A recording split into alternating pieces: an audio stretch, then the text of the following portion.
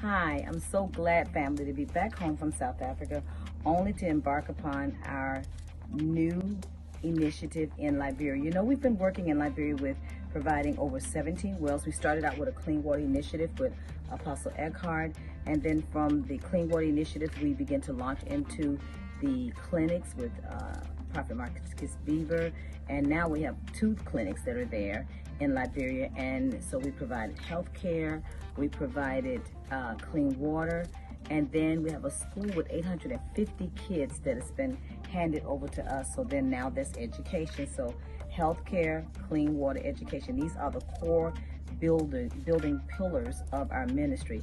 And one component that is left that we're now hitting, and that is adequate housing.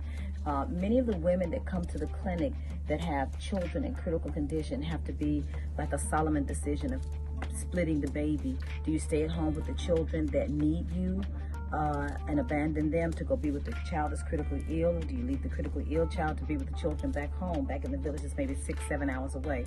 Well, we're building tiny houses for mothers and for families, like a Ronald McDonald House, but individual, where the mother can bring her children and be there on the compound and be able to be there for the care of that critical child.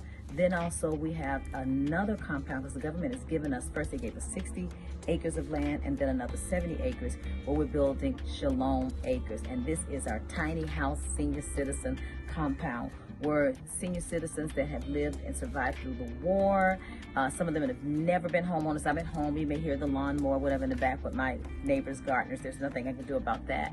But I wanted to get this urgent appeal to you so that you can be a part of it. The tiny house projects in South Africa has been phenomenally a success, as well as it has been in Belize. But now we're embarking upon Liberia, which is a greater need. The economy of Liberia, the need for adequate housing, and many of the senior citizens you'll see live in just a thatched roof, very substandard living. And we want this chapter of their life and the golden years of their life to be the very best. They deserve it. And not just providing the houses for the senior citizens, but we have our own clinic, so they get free health care, free medicine. They get a chance to be seen by a doctor and have a proper home to go home to for the first time in their life. And then the last category, because we have different communities that we're building the senior citizen houses in. We're so excited.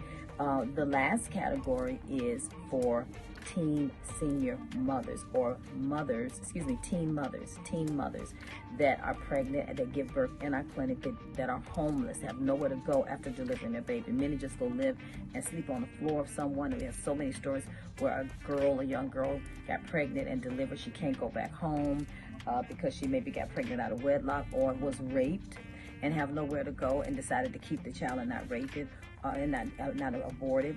And then people also, some of the ladies that come in that have not only been a victim of gender-based violence, but sometimes they're in a position where they're sleeping, not that they want to sleep around, but just to have a shelter over their head. That should not be.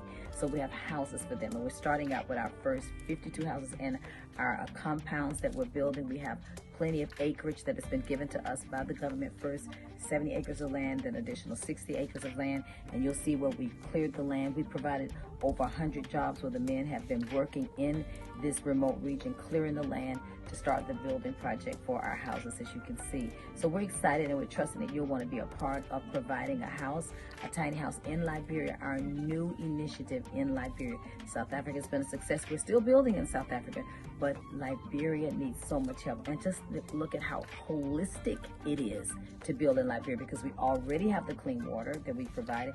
We already have the school that's education, clean water. We already have the clinics that's healthcare. And now with the tiny houses, that's adequate housing.